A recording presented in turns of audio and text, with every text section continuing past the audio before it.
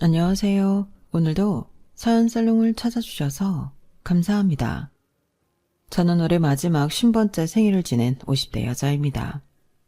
요즘은 50대면 아직도 청춘이라고 하던데 그래도 지난 세월을 돌아보게 되더군요. 저는 참 다사다난한 인생을 살아왔어요.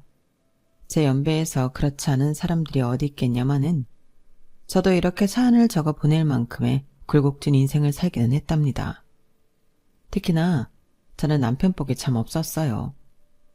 이제는 다 지나간 일이라 이렇게 글도 쓸 수 있는 거지만 예전에 저는 하루하루 독하게 살아낼 수밖에 없는 박복한 여자였죠. 저는 원래 처녀 때는 한 작은 사무실의 격리 아가씨였어요. 평범한 집안에서 고등학교를 졸업하고 바로 취직에 성공했던 것이었죠. 그 작은 사무실에서 같이 일했던 대리가 바로 제 남편이었답니다. 제가 취직한 지 얼마 안 되어 자꾸 제 주변을 맴돌더니 어느 날 저에게 고백을 해오더군요. 여자 학교만 다녔던 저는 남자가 이렇게 고백을 해온 것도 처음이었고 당시 남편은 살이 찌기 전이라 외모도 준수했기에 저는 고백에 승낙하게 되었고요. 저희는 연애를 시작한 지 1년 만에 결혼식을 올리게 되었어요. 결혼과 함께 저는 곧바로 임신을 하게 되었고 그 시기에 일을 관두게 되었어요. 고작 20대 초반의 나이에 소위 요즘 말로 경단녀라고 부르는 그런 사람이 되었던 거죠. 남편은 아이가 막 기어다닐 때쯤부터 집안에 점점 소홀해지기 시작했어요. 아마 아기를 키우느라 분유값도 많이 들고 기저귀 값도 많이 들면서부터였을 거예요. 집에 들어오는 시간이 점점 늦어지고 저를 묘하게 무시하기도 했죠. 자기가 벌어다주는 돈으로 집에서 놀고 먹는다고요. 애를 키워보신 분들은 아시겠지만 어떻게 놀고 먹을 수가 있나요? 밤에 눈도 제대로 못 붙이고 지낼 수밖에 없는데 말이에요.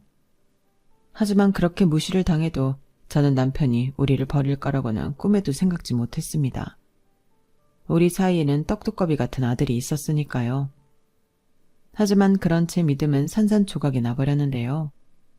아이가 걷기도 하고 뛰기도 하며 한창 이쁜 짓을 할 때쯤이었던 것 같아요.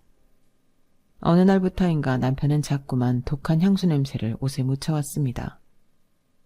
저는 마음 한켠이 무너지면서도 설마 하는 마지막 희망의 끈을 놓지 못하고 있었어요.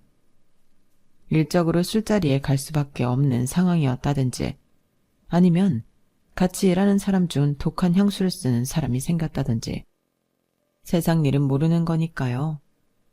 그러다 어느 날 남편이 퇴근 후 집에 들어오자마자 갑자기 또 나가려고 하는 겁니다. 그래서 제가 무슨 일이냐고 물었더니 회사 선배가 부른다고 대답하더군요. 하지만 저는 그 말을 믿을 수가 없었어요. 남편이 집 밖으로 나가자마자 저도 그 뒤를 미행하기 시작했습니다. 그런데 남편은 회사 선배를 만나는 것이 아니라 시내에 있는 모텔로 들어가는 것이었어요.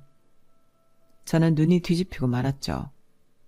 지금 생각해도 그때 제 몸에서 어떻게 그런 힘이 나왔는지 모르겠지만 저는 저 멀리 모텔로 들어가는 남편의 모습을 보고 망설임 없이 곧장 그 모텔로 따라 들어갔습니다. 그리고 모텔 방문들을 다 두드리며 남편의 이름을 부르면서 고래고래 소리를 질렀어요. 야, 고상철, 어딨어? 나와! 당장 나오라고! 드디어 한 방문에서 남편이 나오고 남편의 옆에는 홀랑 다 벗고 속옷만 입고 있는 상간녀가 있더군요. 저는 그 꼴을 보자마자 정신 나간 여자처럼 상간녀의 머리를 잡고 방 안에서 끄집어냈습니다. 이 불려시 같은 년이 어디서 남의 남편한테 꼬리를 쳐. 아!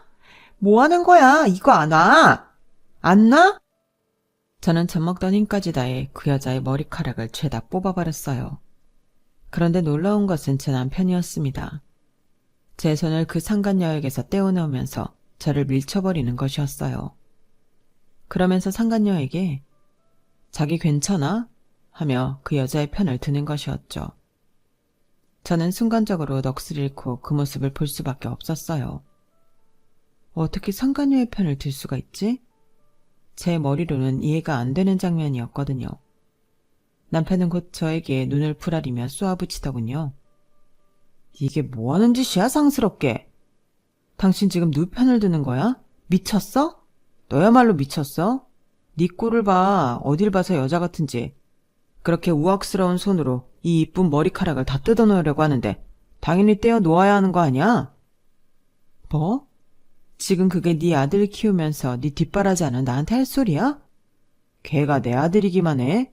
네 아들이기도 하잖아. 나한테 모든 책임 뒤집어 씌우려고 하지 마. 뭐? 책임? 지금 우리 아들을 무슨 짐짝 취급하는 거야? 네가 그러고도 애 아빠니? 아유, 진짜 징글징글해. 아주 너만 보면. 그리고 이 집구석만 보면 숨이 턱턱 막힌다고. 알아? 아주 억장이 무너지는 것 같았습니다. 저는 짐승처럼 울부짖으면서 상간녀의 머리채를 그리고 남편의 머리채를 쑥대밭으로 만들어버렸어요.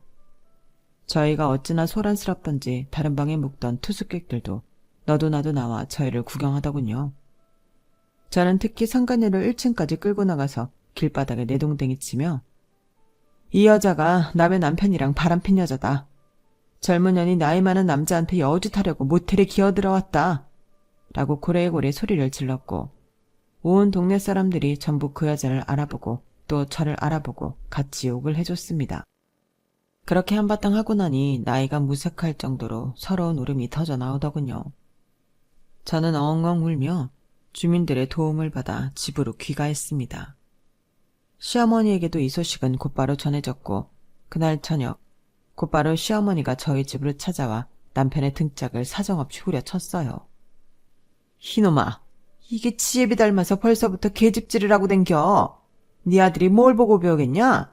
어? 아 진짜. 엄마 왜 여기까지 와서 난리야. 제가 내 아들이기만 해? 나 혼자 나왔냐고. 나는 매달 월급 가져다 주는 걸로 내 할 일을 다 하고 있는데 밖에서 돈 벌면서 무슨 일을 하든 내 자유 아니야? 뭐? 이런 천하의 못된 자식을 봤나? 지금 그게 네 애미 앞에서 아니 네 부인 앞에서 할 말이야?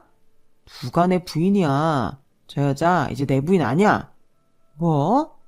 이혼할 거라고. 야, 나랑 이혼해. 그때까지만 해도 저는 이혼이라는 건 어디 TV에 나오는 사람들만 하는 건 줄 알았지. 제 인생에 벌어질 일이라고는 꿈에도 생각해 본 적이 없었어요. 시어머니는 기함을 하시며 남편을 뜯어 말리려고 했지만 이미 연세가 많이 드신 어머니께서 성인 남자인 남편의 완고한 뜻을 꺾기란 불가능한 일이었죠. 그렇게 저는 잘못한 거 하나 없이 그대로 길바닥에 내쳐지게 되었어요. 남편은 자신을 똑 닮은 아들을 보고서도 키우기 귀찮다며 저에게 떠넘기고는 이혼을 했어요.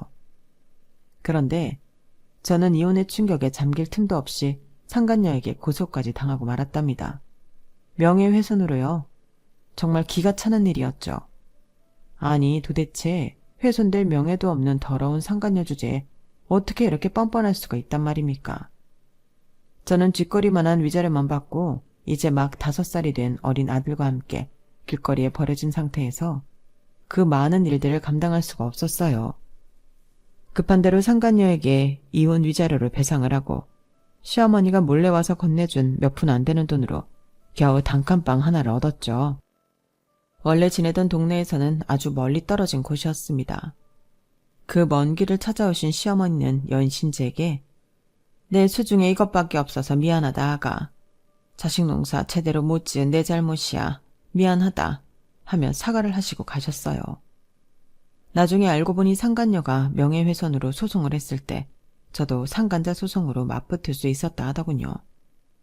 하지만 그 당시 가난하고 힘이 없었던 제가 그걸 알았다 한들 소송을 할 수는 없었을 겁니다. 게다가 저는 이미 지난 일의 충격과 슬픔에 빠져있을 시간도 없었습니다.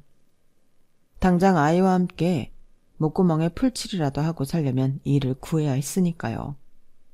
저는 단칸방 근처에 있는 미용실에 일을 구하게 되었어요. 예전처럼 사무직으로 취직을 하기에는 나이가 훌쩍 들어버렸고 그동안 애 키우고 살림만 하느라 일도 대부분 까먹었기 때문이었죠. 제가 일하게 된 곳은 나이가 지긋하신 사장님이 혼자 일하고 있는 미용실이었어요. 거기에서 미용일을 배우며 독한 약에 손이 닦아지고 뜨거운 고데기에 여기저기 화상을 입는 등 엄청나게 고생을 했어요. 하지만 저는 오히려 그렇게 힘들고 바쁜 게 좋더라고요. 그렇게 일을 몇 년 동안 배워가며 겨우겨우 아들을 키우고 살고 있었는데요. 저의 아들은 자라면서 제 속을 한 번도 썩히지 않는 그저 착하기만 한 아이였어요.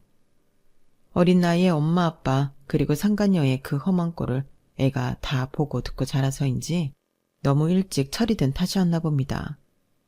부족한 형편에 한 번 정도는 투정을 부릴 만도 한데 그 어린 나이가 오히려 저를 위로해주면서 싹싹하게 자라주었죠. 난 괜찮아 엄마. 미용실 사장님이 주시는 김치만 먹어도 너무 맛있어서 밥을 2공기나 먹었다니까? 괜찮아 엄마. 어차피 학원 다니고 문제집 사서 푸는 애들보다 내가 더 공부 잘해. 난 그런 거 필요 없어서 안 하는 거야 엄마. 괜히 신경 쓰지 마. 옷 많아봤자 고르기만 불편하지. 교복 입는데 뭐하러 옷이 필요해? 난 괜찮아. 그런 아들의 심성이 고맙기도 하면서 더 해주지 못하는 게 한없이 서럽기도 하더군요. 그래서 저는 더 악착같이 일을 할 수밖에 없었답니다. 사장님도 그런 저희 모자를 예쁘게 봐주셔서 제 아들을 볼 때마다 자꾸 용돈을 쥐어주시거나 반찬거리를 싸주시려고 하셨어요.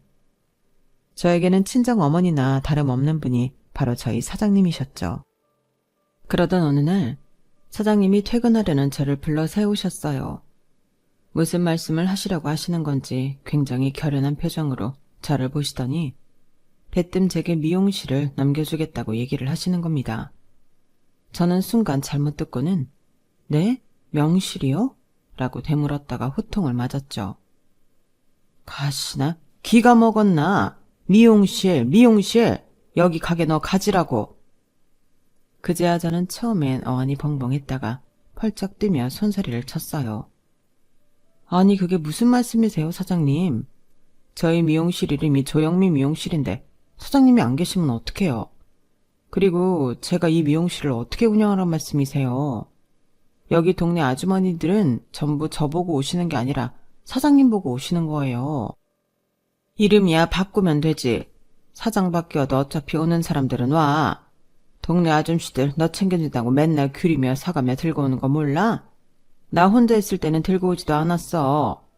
나도 이제 나이가 이렇게 들었는데 뭐 죽을 때까지 일만 하라는 말이야?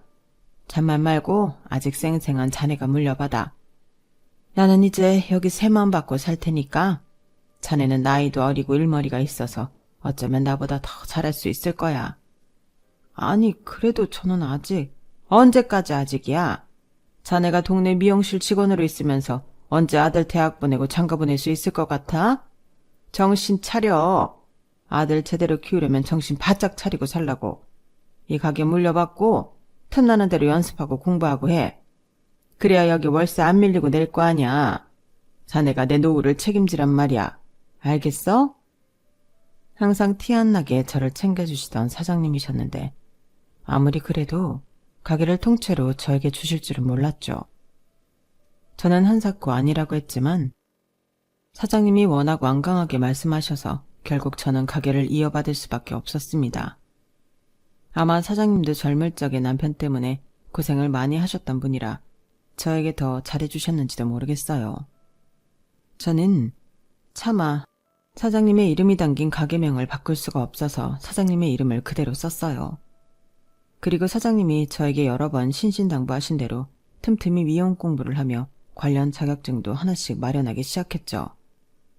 사장님은 돌아가시기 직전까지 매일같이 저희 미용실에 오셔서 말 그대로 놀다가만 가셨고 그렇게 제가 외로움을 타지 않게 곁에 계셔주셨어요. 그리고 저에게 미용실 건물을 전부 물려주시고는 세상을 떠나셨죠. 그렇게 물려받은 미용실을 운영하며 아들을 고등학교까지 졸업시켰을 때쯤 저희 지역이 전부 재개발되기 시작했어요. 저희 건물도 엄청난 돈을 받고 팔리게 되었죠. 주변 사람들은 갑자기 큰돈이 생기자 외제차를 타고 비싼 집을 사며 신이 나 있었어요. 하지만 저는 그 돈으로 저희 미용실을 더욱 고급지게 꾸몄답니다. 새 건물에 고급진 미용실이 생기자 새로 입주해온 사람들이 많이 들어오기 시작했어요. 그리고 그동안 사장님의 당부대로 여러 자격증을 따며 끊임없이 공부를 해온 저는 당당하게 새로운 손님들을 받았고 결과는 엄청난 성공이었어요. 특히나 젊은 고객분들에게 가성비 좋은 미용실이라고 입소문이 나기 시작했고 인터넷에는 좋은 후기들이 점점 쌓이게 되었죠. 그렇게 몇 년 뒤 저는 4호점까지 지점을 낸 대형 미용실의 대표가 될 수 있었답니다. 그때부터는 지점을 돌아다니면서 직원 관리와 매장 관리에 힘을 쓰게 되었는데요. 어느 날 본점에 들러 일 처리를 하려고 하는데 늦은 시간 어떤 여자 손님이 들어오는 거였어요. 습관적으로 어서 오세요 하면서 들어온 손님을 보는데 온몸이 얼어붙는 듯 했습니다. 20년이 지나도 잊을 수 없는 바로 그 상간녀가 들어왔기 때문이었죠. 막내 직원이 쪼르르 달려가 고객 맞이를 하는데 저는 심장이 쿵쾅거려서 숨도 잘 쉬어지지 않는 것 같았어요. 그제야 그동안 먹고 사는 일에 바빠 잊고 있었던 그 상간녀를 향한 분노가 들끓기 시작했죠. 다 잊었다고 생각했는데 불과 어제 일처럼 그 모든 기억이 생생하게 떠오르더군요. 그런데 상간녀는 들어오면서 카운터에 있는 저를 똑바로 쳐다보았음에도 알아보지도 못하고 그냥 지나쳐갔어요. 저는 직원들에게 제가 가위를 잡겠다 이야기하고는 거울 앞에 앉은 상간녀에게 다가갔습니다. 얼굴에 무슨 짓들을 해놓은 건지 뭔가 기괴하게 부자연스러워졌더군요. 저는 모르는 척 말을 걸었어요. 네, 고객님, 머리 어떤 거 하시러 오셨을까요? 그냥 살짝 다듬고 스타일링만 하려고요. 굵은 웨이브 스타일링 해주세요. 네, 알겠습니다. 샴푸 없이 바로 하셔도 되겠어요. 늦은 시간에 중요한 자리라도 있으세요? 네, 애인 만나러 가요. 어머, 만난 지 얼마 안 되셨나 보다. 이번 남자는 넘어오는데 시간이 좀 걸리더라고요. 오늘 아주 제대로 넘어뜨리려고요. 하여간 남자들이란. 결국 넘어올 거면서 왜 그렇게 있는 척들을 해대는지 원. 지 와이프가 임신을 했다고 그러나 본데 임신을 해도 자기가 한 것도 아니고 와이프가 한 건데 왜 그렇게 안절부절 못하는지. 촌스러워서 넘어오는 것만 보고 헤어지려고요. 나는 남자가 넘어올랑 말랑하는 게 재미있는 거지 넘어오고 나면 재미가 없더라고. 혼자인 남자도 영 재미가 없고 남자를 하도 많이 만나서 그런가 웬만하면 재미가 없어 재미가. 상간녀는 엄청난 소리를 아무렇지도 않게 하더군요. 사람의 탈을 쓰고 어찌나 그렇게 천박한 생각을 할 수 있는지 들고 있던 고데기로 머리를 홀랑 태워버리고 싶었지만 꾹 참았어요. 예전처럼 감정만 왔어야 욱했다가 피를 보고 싶지 않았거든요. 이번에는 제대로 복수를 해줘야겠다는 생각이 들었습니다. 예전과는 한치도 달라지지 않는, 아니 오히려 더 악독해진 상간녀의 두 눈에서 피눈물이 흘러나오는 꼴을 봐야겠다고 생각했어요. 제가 이렇게 생각하는 동안 상간녀는 아무렇지도 않게 본인의 남편에게 걸려온 전화도 받았어요. 여보, 나 지금 친정이미 출발했어. 지금 퇴근했어? 얼굴 보고 나오려고 했는데 아쉽다. 저녁 해놨으니까 먹고 내일 봐요. 여기 이제 거의 다 도착했어. 알았어요. 친정에 왔다는 말을 아무렇지도 않게 하며 전화를 끊은 상간녀는 스타일링이 끝난 머리를 이리저리 살펴보고 있었어요. 저는 직원들에게 그 뒤를 부탁하고는 불이 나게 주차장으로 가 차를 끌고 왔습니다. 그리고 가게 앞에서 상간녀가 나오기만을 기다렸죠. 5분쯤 뒤에 상간녀가 나와 택시를 타더군요. 저는 그 택시 뒤를 밟았어요. 얼마 지나지 않아 택시는 한 모텔에 도착했고 상간녀는 그 안으로 들어가 버렸죠. 그 모습을 핸드폰 사진으로 찍었는데 너무 어두워서 잘 보이지가 않았어요. 그래서 내가 혼자서 이럴 게 아니라 전문가에게 맡겨야겠다는 생각이 들었죠. 그래서 다음 날 흥신소에 찾아갔어요. 전날 상간녀가 저의 미용실에 회원 등록을 하며 남겨놓은 이름과 전화번호를 들고요. 상간녀와 그의 외도남에 관한 조사까지 부탁을 하고 연락을 기다렸는데요. 보름쯤 지났을까요? 기다렸던 연락이 와 자료들을 받아보게 되었어요. 돈이 좋기는 좋더군요. 저는 제 일을 하면서 기다리기만 했는데 상간녀의 이름, 나이, 주소, 하는 일 등 모든 정보가 제 손에 들어오게 되었고 상간녀와 함께 더러운 짓을 벌인 상대 외도남의 정보도 마찬가지로 제 손에 들어오게 되었어요. 두 년놈들이 그동안 언제 만나서 모텔에 기어들어갔는지 사진까지 전부 찍혀 있었죠. 그 정보를 손에 넣기 전까지 보름 동안 저는 사실 일을 하는 중에도 온통 정신이 그쪽에 팔려 있었답니다.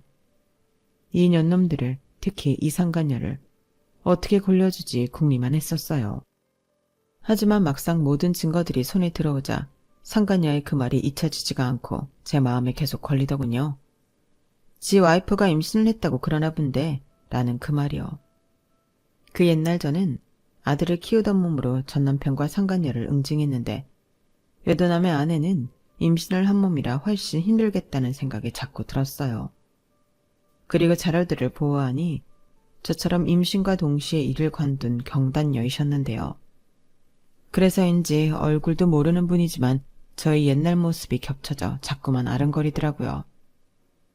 결국 저는 그 모든 사진들과 꽤 큰 금액의 현금을 들고 다른 누구도 아닌 그 외도남의 아내분을 찾아갔답니다. 아침 일찍 외도남의 주소지로 찾아가 그 더러운 놈이 아무것도 모르는 자기 아내의 배웅을 받고 출근하는 모습을 지켜보았죠. 외도남이 시야에서 사라질 때까지 그 뒷모습을 지켜보던 아내분은 부른 배를 감싸고 다시 집으로 들어가려 했는데요. 제가 후다닥 차에서 내려 그 아내분께 말을 걸었어요. 저기 혹시 박승태 씨 아내분 되시나요? 왜요? 왜 저한테 그런 걸 물어보세요? 그쪽은 누구세요? 다름이 아니라 남편분 일로 제가 괜히 말씀드릴 게 있어서요. 저 이상한 사람 아니고요. 여기 명함 받으세요. 근처에 있는 미용실 대표되는 사람입니다. 요 앞 카페에서 잠시만 얘기 좀 나누실 수 있을까요? 사람들 많은 곳에서요. 아내분은 처음에는 저를 의심스럽게 쳐다보더니 제 명함을 보고 또 사람들 많은 곳으로 가자는 제 이야기를 듣고는 잠시 고민을 하더라고요. 요즘 세상의 험에 경계하는 게 당연하다는 생각이 들어 저는 그 자리에서 그냥 외도남과 그 상간녀 사진을 먼저 보여줬습니다. 임산부시라 걱정이 되긴 하는데 일단 이것 먼저 봐주시겠어요? 제 얘기를 들을 생각이 드셨다면 카페로 자리를 옮기고 좀 더 말씀을 드릴게요. 이게 뭐예요? 당신 진짜 누군데 이런 사진들을. 여기 이 여자 보이시죠? 저도 예전에 이 여자한테 남편을 빼앗겨 본 적이 있는 사람이에요. 그래서 지금 그쪽 마음 충분히 이해하고 있고요. 과거는 다 잊고 미용실 운영에 힘쓰고 있었는데 얼마 전에 우연히 이 여자를 마주치게 되었어요. 20년 만에요. 근데 자기가 유부남과 외도를 하고 다닌다는 사실을 아주 자랑스럽게 밖에 떠벌리고 다니더군요.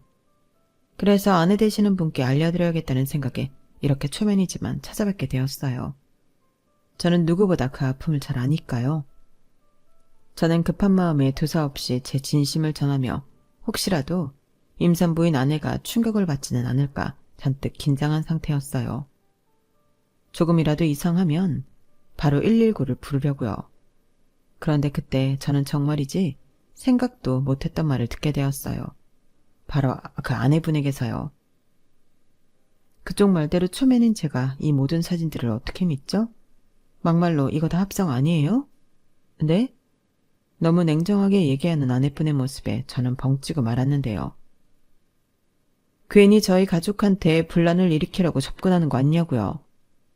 이 두 사람이 무슨 일이 있어서 모텔 근처를 지나가다가 찍혔을 수도 있잖아요. 그리고 이 사진들은 다 어디서 난 거예요? 이 사람들 뒷조사 하신 거예요? 이런 거 다 불법인 거 아시죠? 이 사람들도 엄연히 초상권이 있는 사람들인데 이런 불법을 저질러 가면서까지 저희 가족을 망가뜨리려는 이유가 뭐예요? 아니요, 제가 설명드린 대로예요. 제가 뭐하러 잘 번창하고 있는 일을 놔두고 이런 일에 매진하겠어요. 아내분이 가정에 얼마나 진심이신지는 이해가 갑니다만 무턱대고 부정하신다고 진실이 없어지는 것은 아니에요. 제가 뒷조사에서 불쾌하셨다면 죄송합니다. 그렇지만 제가 전달해드리는 이 모든 이야기는 사실이에요. 직접 확인해보셔도 좋습니다. 최대한 정중하게 이야기를 하면서도 목소리가 사정없이 떨렸어요. 저는 100% 선의를 가지고 저희 옛날 모습이 생각나 내용을 이야기해 준 것인데 도리어 죄인 취급을 받게 되니 당혹스럽기도 하고 억울하기도 했죠. 아내분이 이렇게까지 가족에 대한 믿음이 큰 사람인 줄은 상상하지도 못했으니까요. 그 순간에는 이번에도 내가 섣부르게 나선 것일까? 하는 불안감도 엄습해오기 시작했어요. 아내분은 여전히 기분 나빠 보였지만 저에게 잠시만 기다리라고 하고는 집 안으로 들어가더군요. 저에게 뿌릴 소금이라도 가져오려고 그러나 싶어 보고 있는데 잠시 후 아내분은 외투를 걸치고 본인의 차키를 들고 나왔어요. 그러더니 절 향해 쌀쌀맞게 말했습니다. 따라와요. 그쪽 말이 사실인지 아닌지 확인해 보자고요. 저는 괜히 일면식도 없는 외도남 앞으로 끌려가 이 부부에게 험한 꼴을 당할까봐 처음엔 거절했어요. 그때는 그 아내분이 어떤 사람인지 짐작도 되지 않았기에 무섭기도 했고요. 아, 아니요. 저도 지금은 출근을 해야 해서 더 이상은 여기 있을 수가 없어요. 제 말씀 못 믿으시겠으면 저는 이만 가보겠습니다. 왜요? 막상 사실 여부를 확인한다니까 겁이 나시나요? 그럼 스스로 거짓말 하셨다는 걸 인정하시는 거네요? 마치 저를 사기꾼 취급하는 듯한 그 말에 저도 오기가 생기더군요. 아니요, 일정은 조정할게요. 가시죠. 그리고 아내분이 운전하는 차에 탔는데 꽤나 긴 거리를 운전하는 겁니다. 아내분은 한 30분 정도를 운전해 우리나라에서 내노라는 회사들이 질비해 있는 빌딩 숲으로 들어가더니 한 건물 안에 주차를 하더군요. 외도남이 이렇게까지 좋은 회사에 다닌다는 얘기는 못 들었는데 싶어 의아해하던 찰나 아내분은 저를 데리고 그 건물의 아주 높은 층까지 데리고 갔습니다. 이게 무슨 상황인가 싶어 저는 긴장하며 그 뒤를 따라갔는데 저희가 도착한 곳은 어느 한 이사실이었습니다. 딱 봐도 회사 임원분의 개인 사무실 공간이라는 걸 알 수 있었죠. 아내분은 아무렇지도 않게 그 문을 열고 들어가더니 오빠 하는 거예요. 안에 들어가 보니 드라마에나 나올 법한 고급진 책상과 책장 등이 있었고 그 한가운데에 있던 남자는 딱 봐도 높은 분인 것 같았는데요. 평일 낮 시간에 찾아온 아내분을 보자마자 의아하게 물었습니다. 너 뭐야? 네가 왜 여기를 와? 옆에 계신 분은 누구야? 뒤이어 아내분이 제 소개를 하는데 저는 그 말을 듣고 기어마다 놀랐어요. 왜 이분이 가족 이야기를 하며 저를 의심했는지 한 번에 알 수 있었죠. 상간녀와 외도남은 제가 감히 상상조차 할 수 없는 관계였던 겁니다. 이분은 예전에 올케 언니한테 남편을 빼앗긴 적이 있는 돌싱이신데 얼마 전에 우연히 올케 언니를 만나서 뒷투사를 해봤더니 올케 언니랑 내 남편이랑 바람을 피고 있더래. 진짜 어이없지. 이거 봐. 이게 믿겨져? 두 사람이 가족일 줄은 상상도 못했던 저는 엄청난 충격을 받았어요. 상간녀. 그 정신나간 여자는 남의 남자를 뺏는 게 그저 재미를 위해서라더니 웬만한 관계로는 자극이 안 되었는지 손대지 말아야 할 상대에게도 손을 댄 모양이었습니다. 이 정도까지의 일을 상상하지 못했던 저는 눈으로 보고 귀로 듣는 모든 게 쉽사리 믿어지지도 않았죠. 사람이 쾌락을 쫓으면 결국 인간이기를 포기하는 단계까지 가버리는구나 싶어 무섭기까지 했어요. 상간녀의 남편은 저를 한번 날카롭게 보더니 아내분이 아니 자신의 여동생이 건넨 서류를 훑어보았습니다. 그러더니 그 자리에서 벌떡 일어나더군요. 엄청난 욕을 하면서요. 프린스? 그 프린스? 이 미친 옆에 내가 프린스 상호가 카페라더니 모텔이었어? 어천지. 얼마 전부터 뻔질나게 똑같은 카페만 들락거린다 했더니만 아주 나한테 눈 하나 깜짝 안 하고 거짓말을 해? 야 이 멍청아. 너는 이걸 왜 나한테 가져와? 일단 가서 이 년놈들을 족치고 있었어야지. 오늘 만난 자잖아. 화수목 점심시간. 당장 나와. 이것들 현장을 덮쳐야지. 현장을 덮쳐서 아주 반죽음을 만들어놔야지. 아주. 뭐해? 안 나오고. 그쪽도 따라 나와요.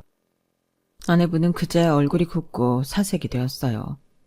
상간의 남편분은 저희를 끌고 당정해 그 두 사람이 항상 만나는 프린스 모텔로 향했습니다.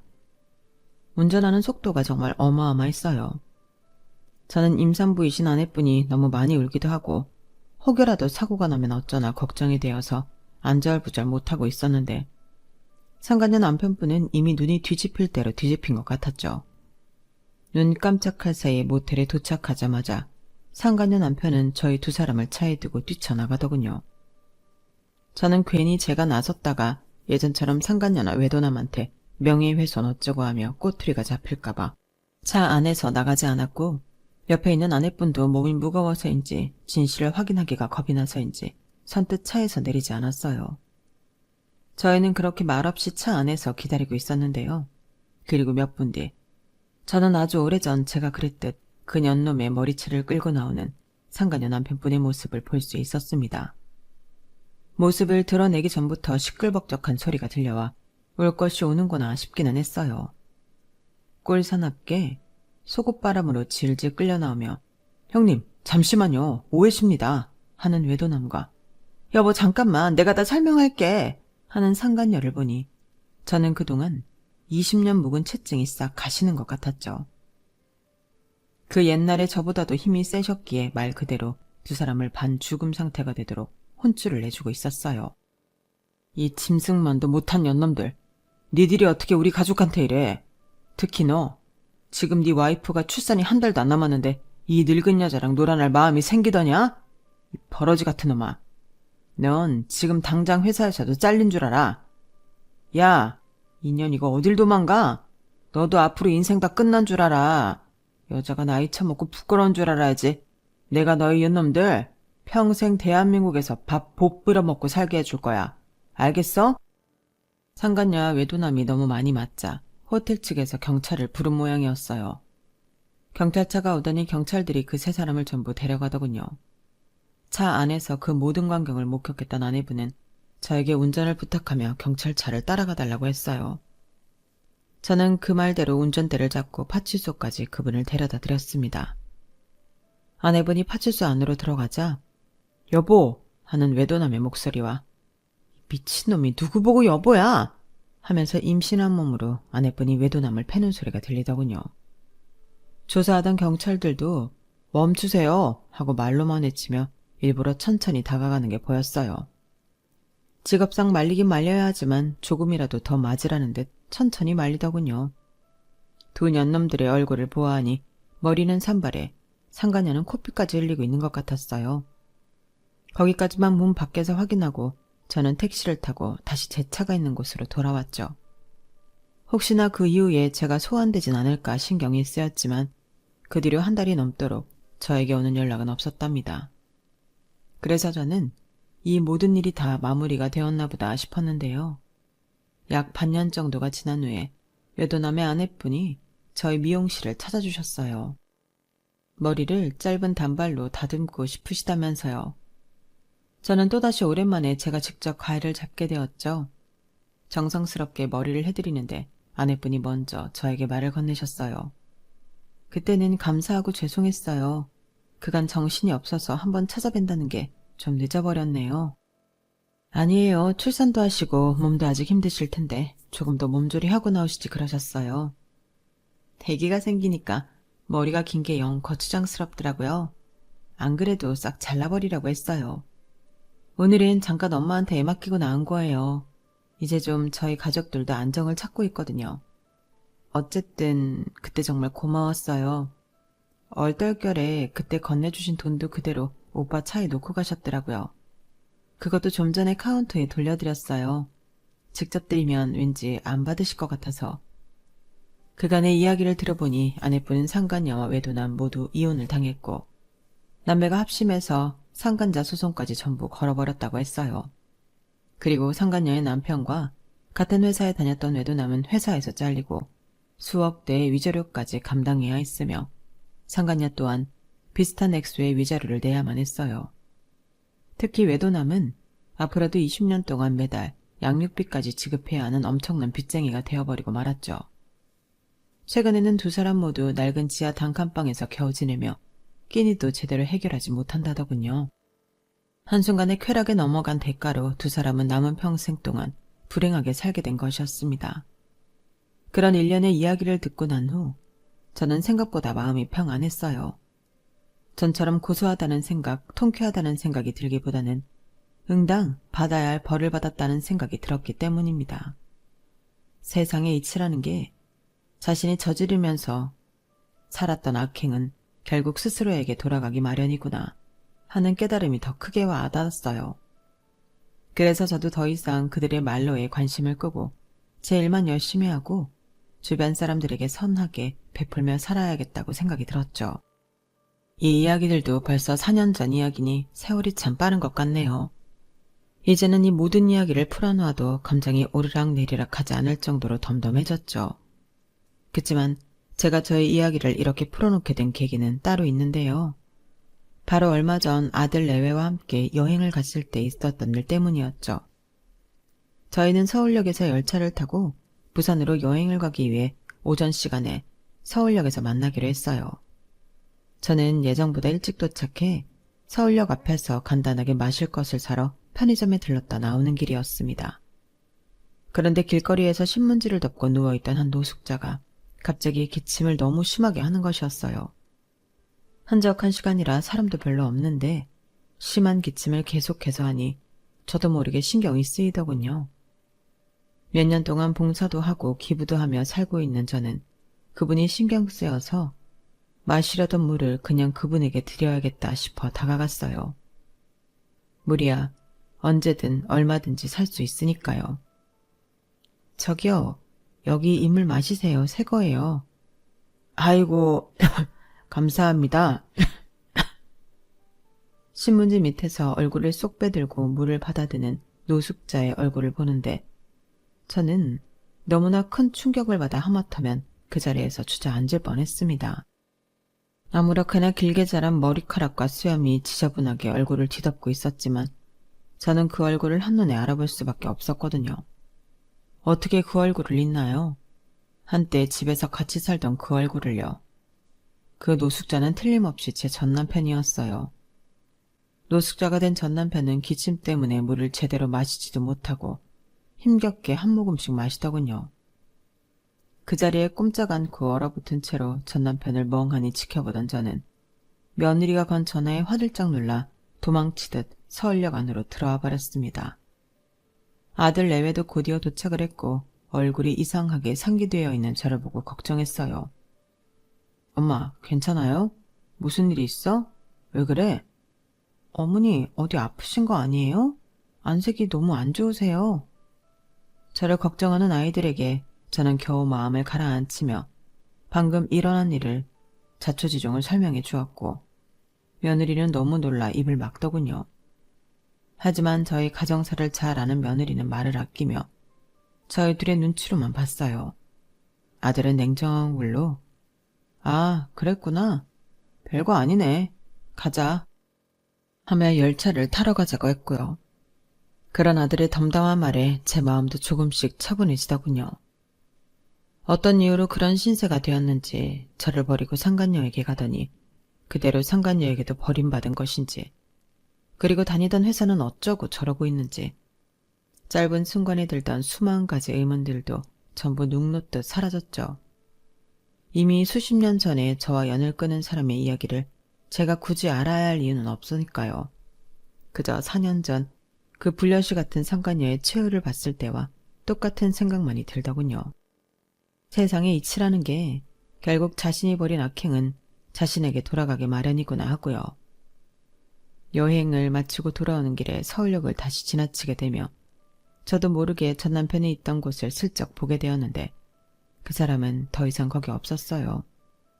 아마 여기저기 떠돌며 노숙을 하는 모양이었나 봅니다. 더 이상 그 사람을 신경 쓸 이유가 없다고 생각하고 아들 내외에게는 티 안 내고 지나쳤는데요. 이상하게 집에 돌아와 짐을 정리하고 여독을 푸는데 지난 세월에 대한 기억들이 전부 떠오르더라고요. 예전처럼 감정이 요동치는 것도 아닌데 한동안은 저의 옛 기억에 사로잡혀 사색의 시간을 가지다가 이렇게 제 이야기를 쓰게 되었네요. 저의 긴 이야기를 들어주신 모든 분들께 감사드려요. 평소 다른 분들의 사연을 들어보면 다른 많은 분들도 각자의 삶에 우여곡절이 있으신 것 같은데 부디 제 이야기가 작은 위로가 되었길 바랍니다. 그럼 모두 행복하시고 건강하세요. 여러분, 사연 댓글에 응원과 현명한 조언 부탁드려요. 좋아요와 구독은 저에게 큰 힘이 됩니다. 오늘도 좋은 일 가득하세요.